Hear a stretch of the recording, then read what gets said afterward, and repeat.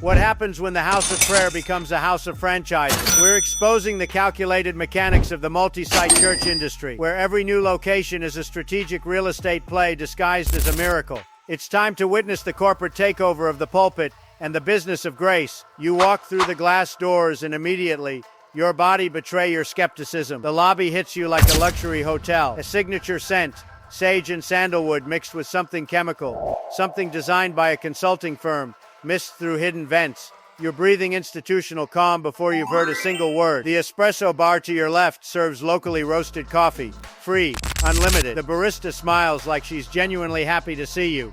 She's not. She's on hour 6 of a volunteer shift that got framed as privilege. The seating is engineered, not chairs, experiences. Ultra plush fabric that hugs your body. Temperature controlled to 72 degrees exactly. The precise temperature where humans make decisions without resistance. Your brain doesn't notice comfort. Your brain becomes comfort. And then the room hits you. 1,800 people, all sitting in perfectly tiered rows, facing a stage that looks like a Super Bowl halftime setup. 87,000 lumens of LED lighting. The screens are 8K, edge to edge, showing a countdown timer that reads, "Worship starts in," and you realize you've arrived early on purpose. Like they knew you would. The opening track drops, 1,400 beats per minute. The bass doesn't just enter your ears, it enters your chest. The lighting syncs to the rhythm, pulsing waves of blue and gold that move through the crowd like a single organism. You've been here 90 seconds. You haven't heard a single word about God. You're already emotionally elevated. That's not an accident. That's architecture. Level 1, the Tithers. You are 23. You graduated 6 months ago into an economy that feels designed to humiliate you. Your student loans are accumulating interest. Your apartment is a studio with a radiator that sounds like it is dying. Your friend from college invites you to church, the one with the building that looks like a tech campus. You show up in jeans and polo. Everyone else is in business casual. The parking lot has valet. You drive a 2011 Honda Civic. The welcome video plays, slick and emotional. The host walks on stage, relatable in an algorithmic way. Not too handsome, slightly imperfect smile, mentions anxiety in the first 90 seconds. You lean in. Then the teaching begins. The pastor introduces kingdom economics. God owns everything. You are a manager, not an owner. Managers who are faithful with small amounts get promoted to larger amounts. He shows a chart. People who tithe experience financial miracles at 3 times the rate. The chart looks like a stock market bullish run. Up and to the right. You are in a room of 1,800 people. Everyone is nodding. Some are crying. The woman next to you pulls out her phone and taps $500 on a giving app. You give $40. It is not 10%. You calculate on the drive home. $40 is 8%. You are already behind.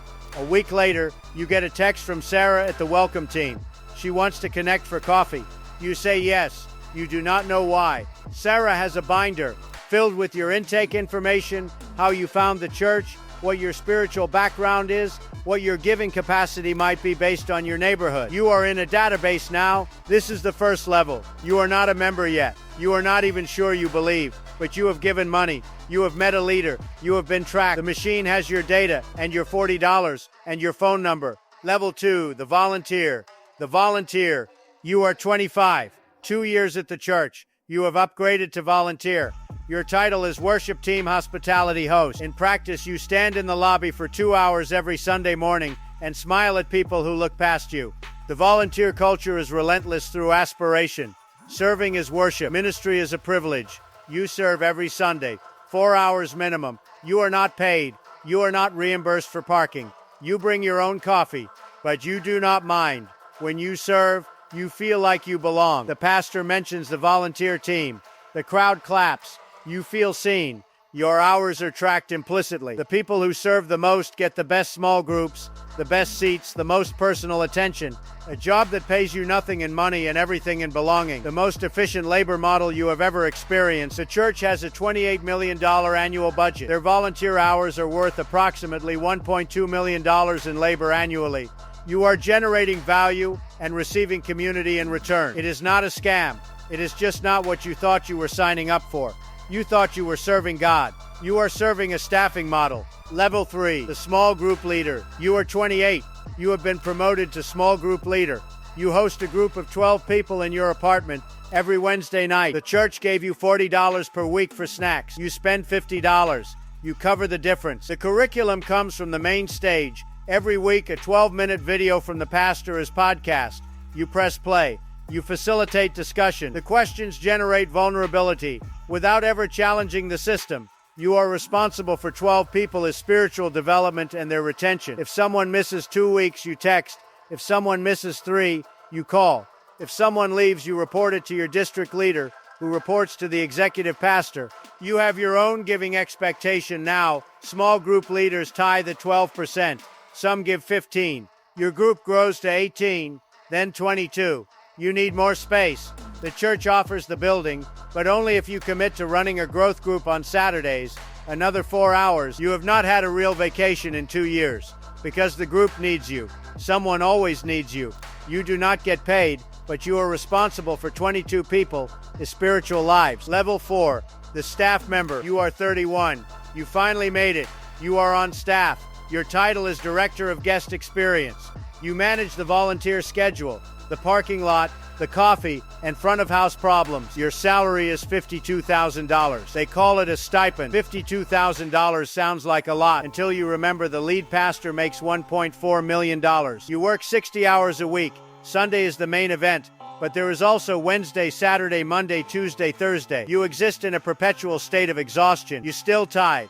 You give 12% of your $52,000 to the organization that pays you $52,000. You are netting $3,040 per month after taxes, and giving your rent is $1,800. You have $1,240 left. The church frames this as spiritual. Faithful leaders are living proofs of kingdom economics. The pastor wore a $4,000 suit last month. You are in too deep. You have built your entire social life around this place. Your dating pool is the church. Your friends are the church. Your identity is the church. Level 5, the executive pastor. You are 38. You are the one behind the curtain, executive pastor. Everyone knows you are the chief operating officer of a $45 million enterprise with 8 campuses, 3 schools, and a private jet. The lead pastor is the product. You are the factory. Your salary is $185,000. Your total compensation approaches $240,000. The pressure is different, not from the congregation, from the board. 5 people, all wealthy, all on the finance committee. They review metrics. They fire staff who underperform. You are responsible for everything that does not make the news. Staff conflicts, volunteer misconduct, legal liabilities, facility failures. You have a team of 42 staff members.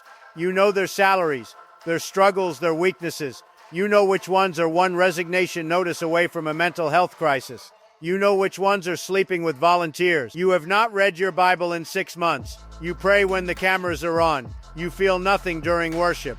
It is a sound cue to look engaged. The board wants you to grow to 12 campuses by 2028. That is your KPI.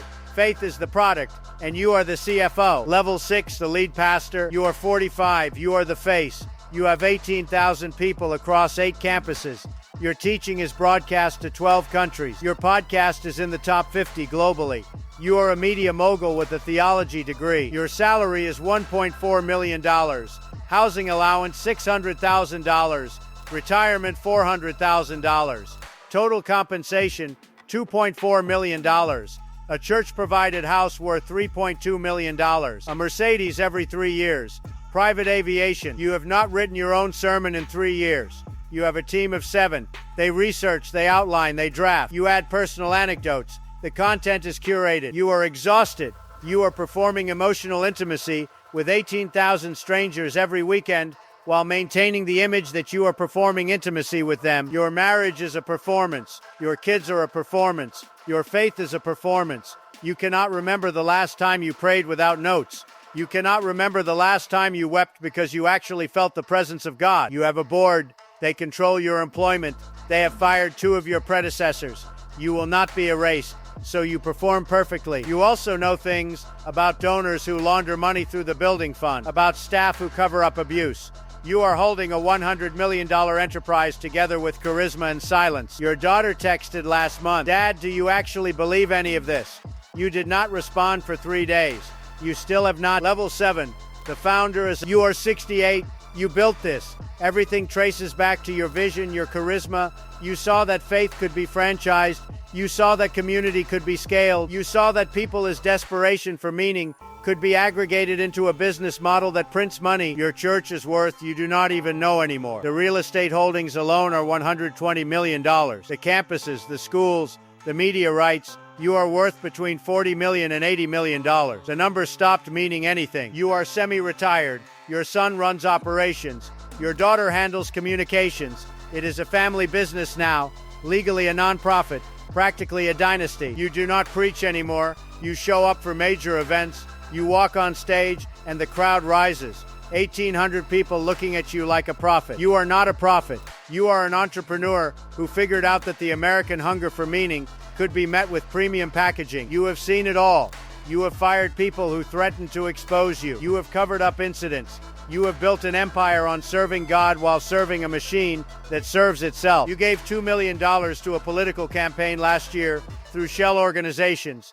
You do not follow laws. You manage them. Your health is declining. Your doctor uses words like event and episode. You have got maybe 10 years left, maybe 15 if you are lucky. Your son is ready to take over. You look at your legacy. 8 campuses, 12 schools, thousands of volunteers, millions of dollars, 18,000 weekly attenders. You have built something that will outlast you, and that is the tragedy. You are going to die and the machine will keep running. It will find another face, another voice to worship. This is what happens when faith becomes a franchise. The product is eternal life and the margin is everything. And somewhere right now, a 23-year-old is walking through the glass doors for the first time, breathing the signature scent, feeling the bass in their chest, about to give their first $40. The machine does not stop. It just gets new parts. If you made it this far, thank you. This is the elite tragedy. Every rank, every level, every price. Hit subscribe if you want to see the next one. Comment below which profession should we deconstruct next.